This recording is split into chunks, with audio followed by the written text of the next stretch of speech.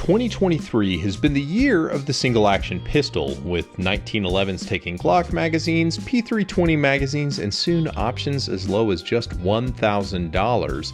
Kimber, known for having the Noah's Ark of 1911 options, has entered the chat with the KDS9c, their take on basically a Wilson Combat EDC X9, but at just under half the price, because this gun can be had out the door for under $1,300. But is it any good? Welcome back to the Humble Marksman channel. Just a quick one for you guys. What's blue and doesn't weigh very much? Light blue. We're here today to talk about the Kimber KDS9c, which I'm guessing stands for Kimber Double Stack 9mm Compact.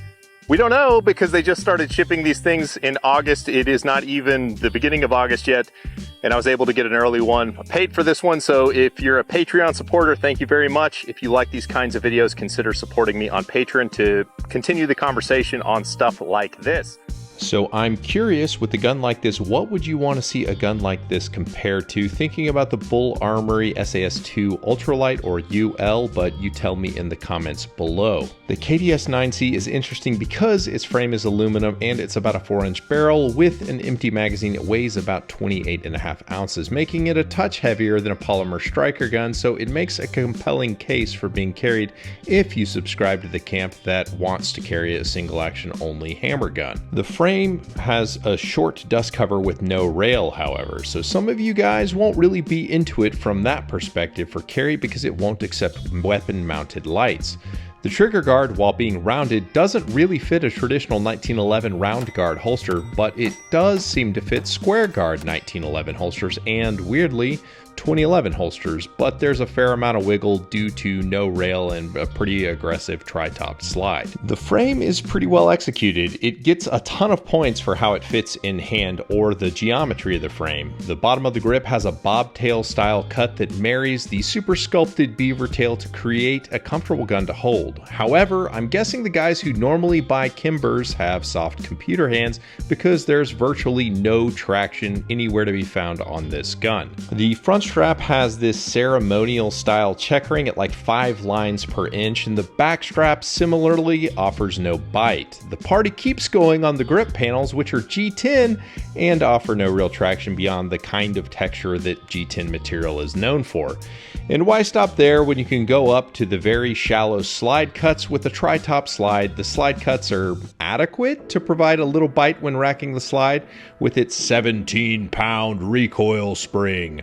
That's one thing that's funny. It is in the manual that isn't very helpful when it comes to the gun. There's almost no data on the website about the gun without just searching for the manual, but it does tell you the recoil spring weight. 17 pounds is about what a Glock 17 comes with from the factory. Most hammer-fired guns get the benefit of a lighter recoil spring, but apparently not the KDS9c. What contributes to the gun feeling so amazing in hand is what I affectionately call the mullet grip, where the back strap of the gun extends down to be level with the base plate of the magazine, so the grip is flush with the 15-round magazines that it holds.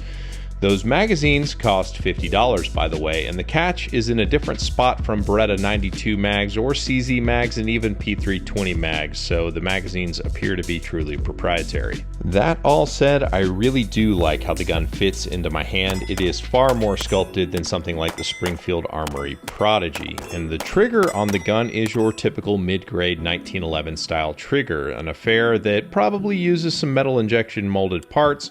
While the trigger is reasonably nice, very nice in the grand scheme of things, but for hammer-fired guns, probably mid at best. It's kind of creepy, and my example pulls at about 3 3/4 pounds, and it's not super clean. Coming up top, the slide is kind of cool looking, and it's available in stainless, which satisfies my inner need for a nickel-plated sissy pistol. But it comes from the box with a decent set of iron sights, which is good because y'all bought up all the RMR mounting plates for these guns, and I'm not throwing away money on a Vortex footprint plate. That's right, you'll have to buy your own plate from Kimber, and they're not always in stock at the web store, especially not at launch. We'll get there in a second. The iron sights are a blacked out rear, which is fully adjustable with the green fiber front from the factory and extra pipes in the case. The optics mounting system is a little tedious. The horribly mismatched aluminum plate that they provide for the steel slide can only be removed by using a punch, removing the firing pin stop plate and the back of the slide,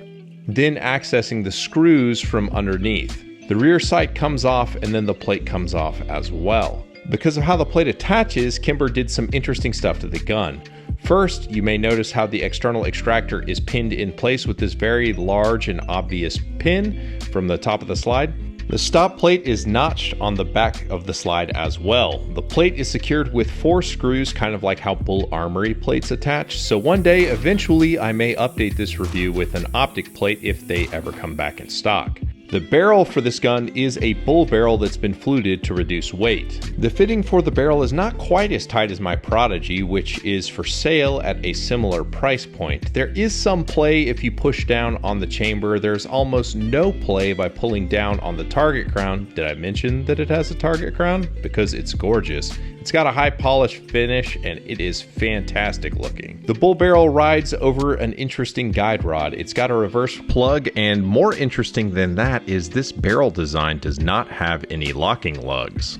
The manual safety is super positive and well fit, which is surprising. I didn't take it apart to look, but if I had to guess, it were tooled steel. All in all, the feel in hand is very good, but the fit is not that of a high-end 2011, but the price doesn't reflect that either. And the gun comes with this really attractive nylon case that holds its 2 magazines, and all in all, it seems like a pretty good price paying for what you get as far as value is concerned. That all said, the gun shoots pretty well to be as lightweight as it is. It has an aluminum frame, which means that the round is going to translate more of the force from the recoil into your arms and fatigue your arms pretty quickly.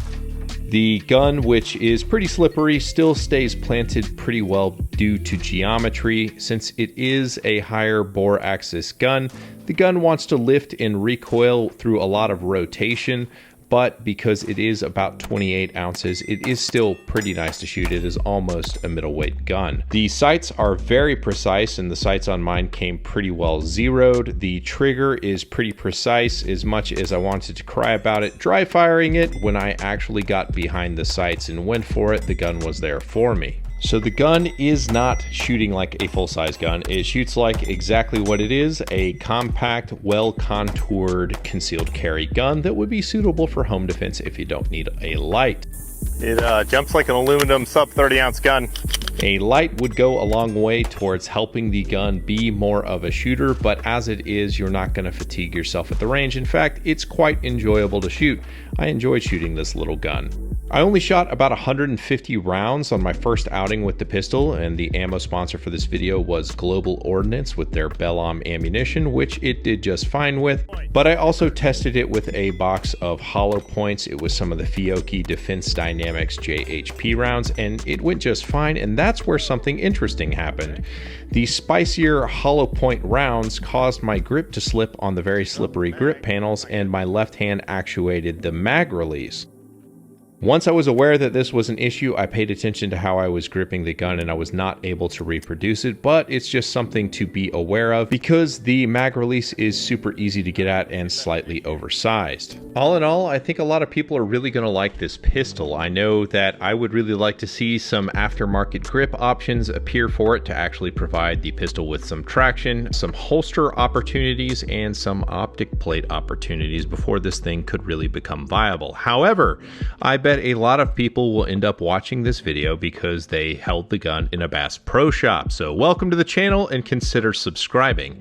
If you've got questions, please sound off in the comments below. I appreciate you guys, and I'll catch you on the next one. You hot, donkey?